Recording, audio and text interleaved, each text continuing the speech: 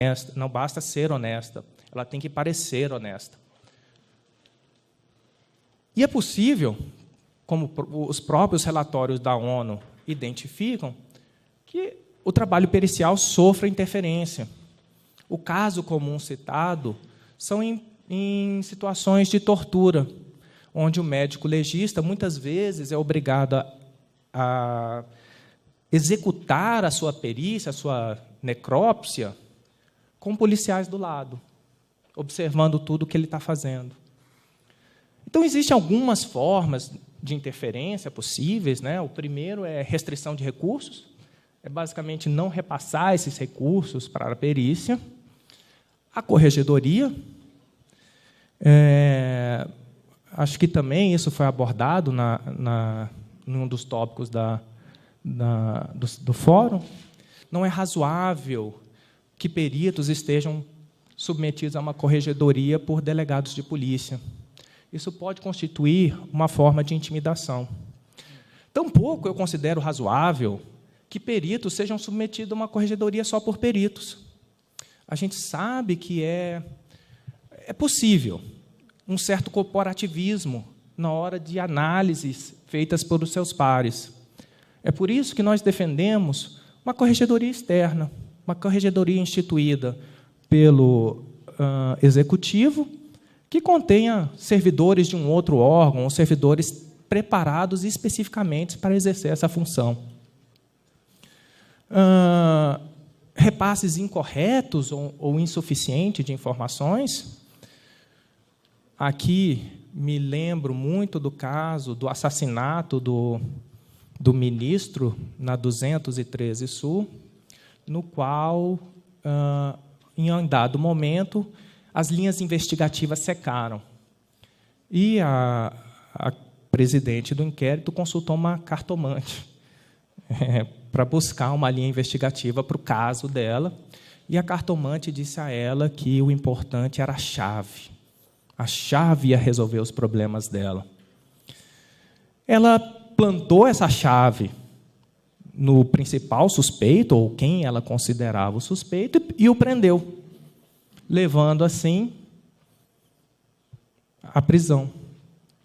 Então, é preciso que a perícia tenha uma independência para poder analisar essas inconsistências, analisar problemas na própria investigação, como ela foi conduzida.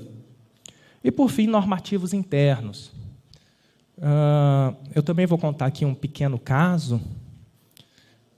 Em dado momento do ano passado, foi solicitado à corregedoria que se pronunciasse sobre quem era o responsável por local de crime.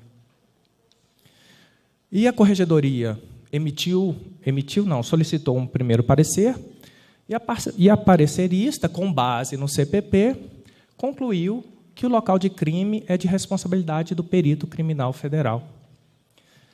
Por motivos que realmente eu desconheço, esse parecer não foi acatado, e um segundo parecer foi emitido. E, nesse parecer, o parecerista diz que não, que o local de crime pertence ao delegado de polícia, que, inclusive, cabe ao delegado de polícia determinar se a perícia deve ir ou não ao local do crime, dependendo do que ele julgar importante.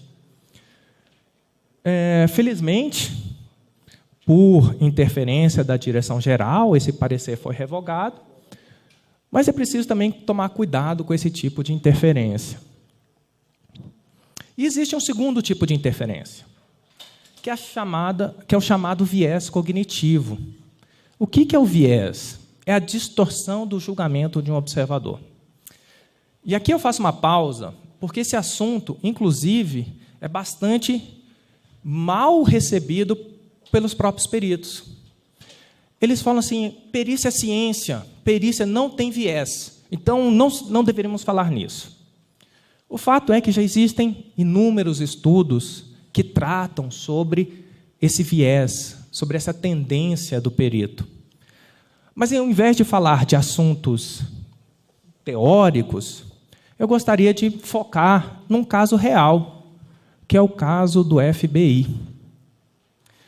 Em 2012, por uma denúncia do jornal Washington Post, o FBI determinou a revisão de 268 julgamentos, 268 casos no qual houve comparação de cabelo ou de pelos.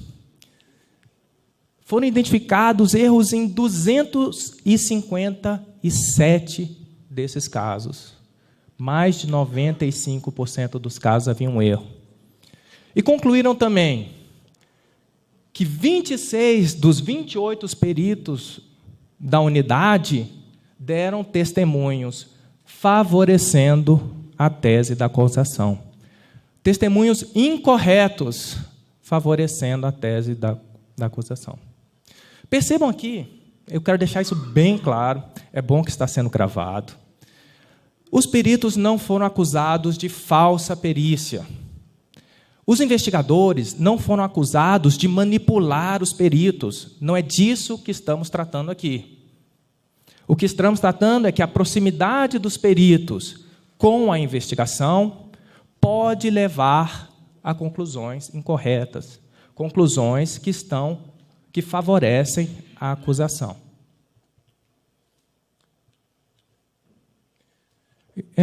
Bom, em virtude do tempo, eu não vou sequer abrir, mas esse documento, as ciências forenses têm um organismo que regula as perícias e ele divulga um código de conduta e procedimentos.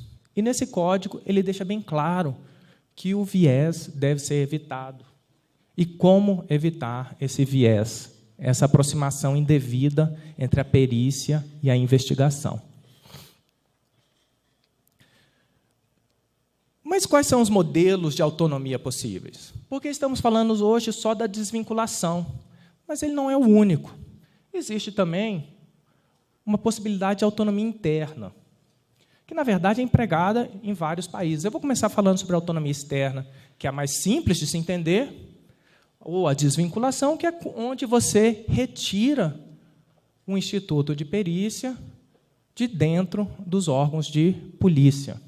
E ele ocorre em diversos países, tá? Inclusive, em alguns países, existem sistemas mistos. Então, por exemplo, na França existem laboratórios de perícia com autonomia externa e laboratórios de perícia com autonomia interna.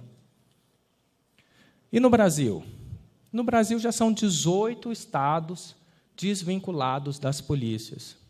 E o que observou foi uma melhora significativa na gestão e eficiência da prova material. Então, é isso que se propõe para a Polícia Federal. A perícia criminal, diretamente subordinado ao Ministério da Justiça. E o outro modelo? É um modelo de autonomia interna, que também é comum, e também é empregado em vários países, todos listados aqui, Finlândia, Áustria, Dinamarca. A verdade é que o modelo importa, claro, porque o modelo de autonomia externa ele é mais ágil, ele é menos burocrático, ele produz respostas melhores. Mas não é o único, desde que várias garantias sejam observadas. Então, o que constitui a autonomia da perícia? Primeiro, não existe subordinação. Não existe subordinação administrativa, hierárquica ou funcional com o investigador ou com o presidente do inquérito ou o delegado de polícia. Ela é capaz de gerir seus próprios recursos financeiros e estabelecer suas políticas de recursos humanos e capacitação. Ela define sua própria estrutura orgânica. Tudo isso eu já falei. O mais importante aqui para mim é falar da independência de interação com diversos atores da persecução penal. O modelo atual, pelo menos no âmbito federal, obriga que todas as solicitações de perícia federais entrem via diretor-geral e passem pela corregedoria. A perícia não interage de maneira igual com a defesa e com os demais membros da persecução criminal. Deixa eu voltar aqui. Então, esse seria um modelo mais adequado. Um modelo onde os órgãos de perícia pudessem ser demandados por todos os participantes da segurança pública. Isso traria mais agilidade, mais responsabilidade, mais rapidez nas respostas. Existe autonomia interna no Brasil? Com base com o que eu apresentei, não. Não, os órgãos de perícia que ainda se encontram vinculados aos organismos de polícia, não possuem essas prerrogativas que eu descrevi aqui.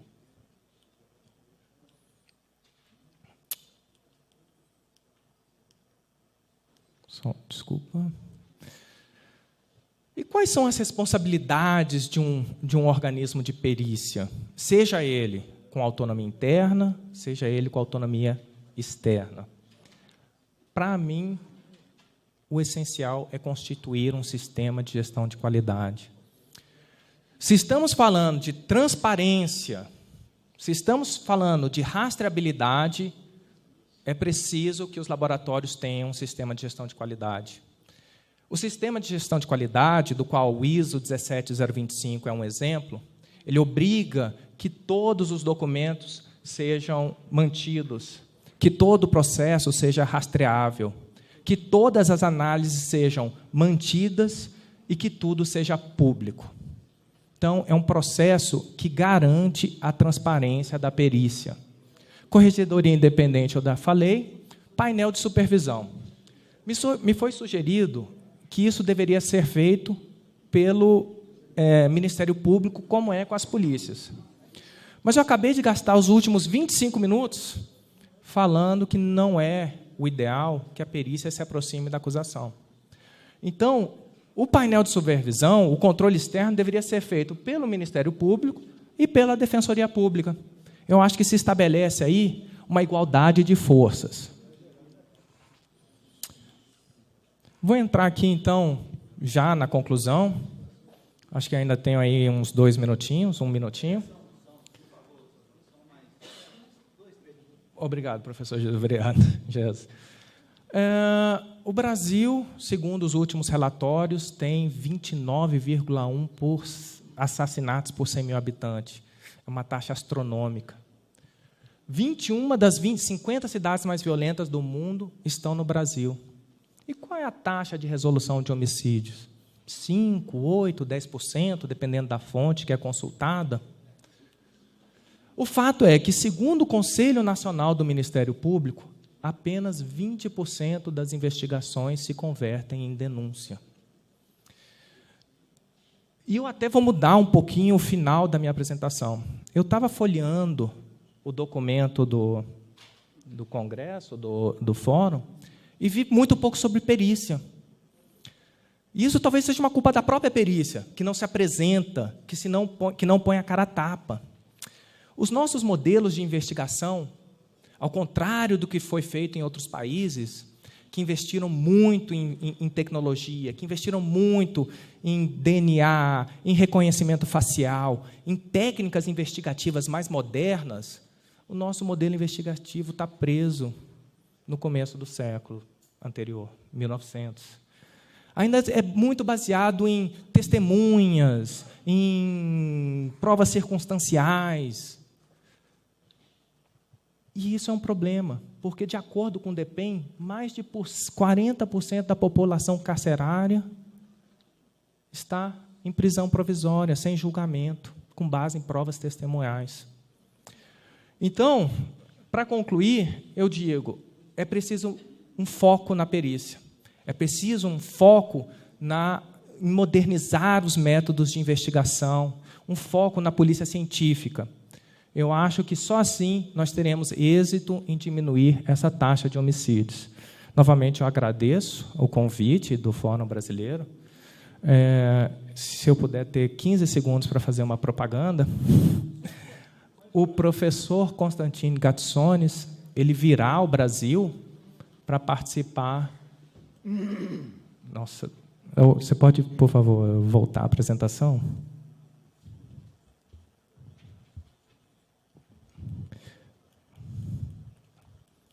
Lá para o finalzinho. Bom, não importa. Ele estará no Brasil em maio de 2017 para a conferência entregada de ciências forenses que se realizará em Brasília de 23 a 25 de maio. Todos aqueles interessados podem acessar o site www.interforensics.com. Novamente eu agradeço a plateia pela paciência por ter me escutado. Uma boa tarde. Bem, agradecemos ao senhor João Carlos aí pela exposição e pela conformação dentro do tempo na sua exposição. Nós estávamos numa dúvida aqui sobre... Há uma previsão de depois estabelecermos algum tipo de debate, mas me parece, Jaqueline, José Vicente estava aí agora há pouco, que essa coisa seria feita ao final. É isso, Humberto? Pois não, me faz favor, até pedimos a Humberto fosse lá, porque há uma dúvida aqui só no mecanismo.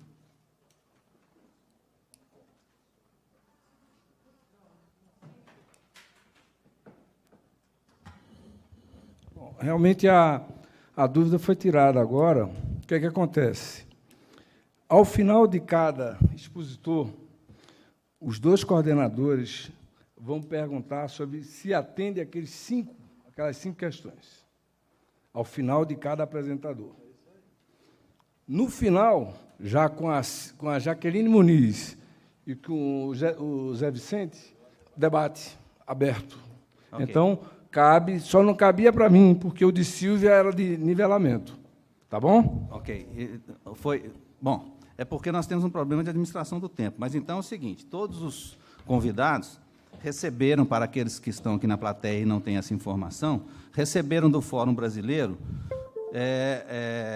algumas questões que eram propostas no enfrentamento durante a sua exposição. Essas questões são basicamente as seguintes: qual o papel do controle interno e externo e quem o exercerá caso a sua tese venha a ser aprovada pelo Congresso Nacional?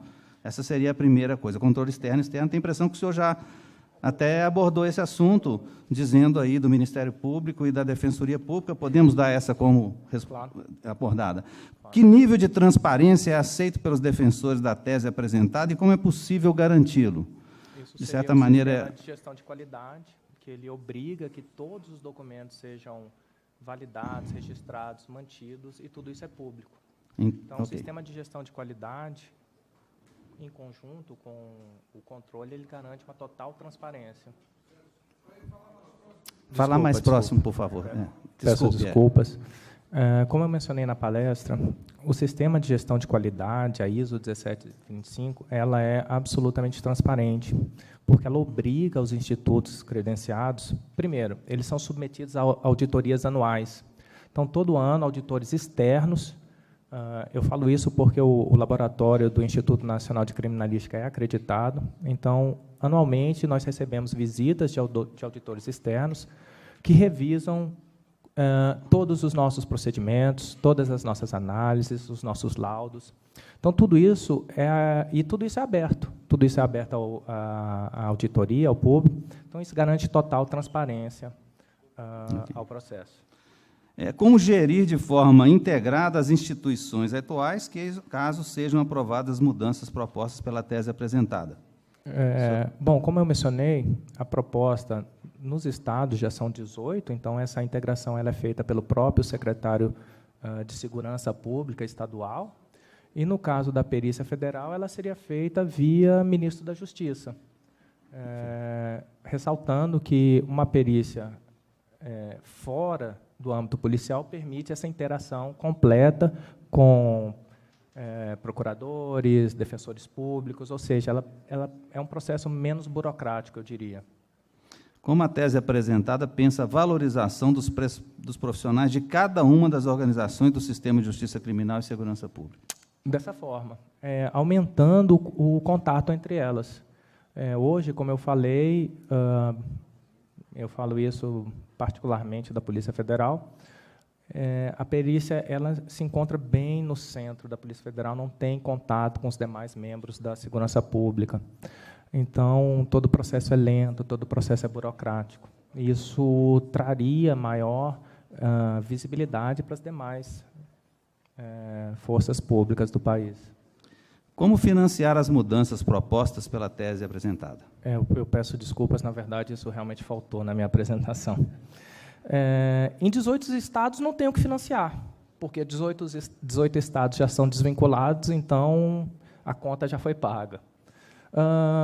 Nos demais estados, a PEC 117 ela deixa claro que não haverá... primeiro é preciso lembrar que as estruturas já existem, as instituições forenses já existem, então não estamos construindo, não será construído nada novo. Principalmente uma mudança administrativa. Então, o custo já não é muito elevado. Mas a própria PEC garante que quem define o custo e quando esse custo vai ser implementado são as unidades do Executivo, o governo federal e os governos estaduais. Então, em princípio, o impacto seria zero até essa definição do Executivo. Qual o impacto de curto e médio prazo previsto na redução das mortes violentas no Brasil? Essa é uma pergunta difícil.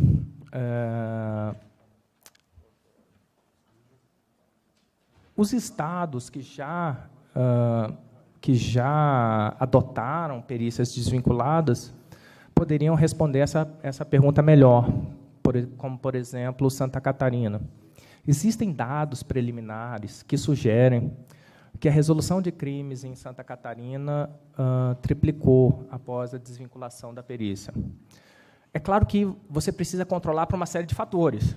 Não pode se dizer, olha, foi exclusivamente por causa da saída da perícia. É preciso fazer um estudo mais aprofundado.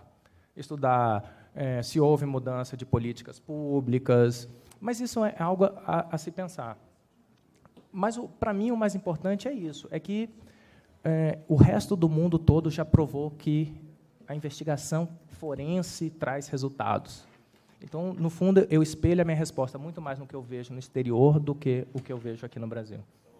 Senhor João Carlos, não, tem só mais uma questão que a mesa coloca. Eu queria lhe perguntar o seguinte. Ouvindo a sua exposição, que é muito rica e muito cheia de argumentos consistentes, mas eu tenho uma pergunta de fundo que eu gostaria que o senhor enfrentasse. Eu percebo na sua exposição que o senhor reivindica muito o manejo da ciência pela atividade pericial, que é aquela que se projeta sobre corpos físicos decorrentes de comportamentos humanos, certo. Uhum. Chamados corpos de delito aí pelo mundo do direito. A minha pergunta é, por que o outro, aquilo que alguns chamam de investigação, eu tenho dificuldade de entender, sinceramente, claro. É uma dúvida honesta. Não. Dificuldade de entender por que uma coisa é científica e por que a outra não é. Por que o manejo da psicologia do ato violento, tipificado pelo direito penal como crime, por que ele também não é aferível por aqueles que nós chamamos aí de delegados, investigadores? Eu até adianto que eu sou a favor de carreira única, para ficar bem claro desde agora, inclusive perante eventuais delegados que estejam aqui. Por que essas coisas não são científicas? Se o mundo da teoria do conhecimento, da epistemologia, diz que são tão científicas quanto, e que esse comportamento criminal, que é aquele que produz a modificação no mundo físico, não pode ser também sujeito e guiado por protocolos científicos. O senhor falou algo que me parece muito interessante, que é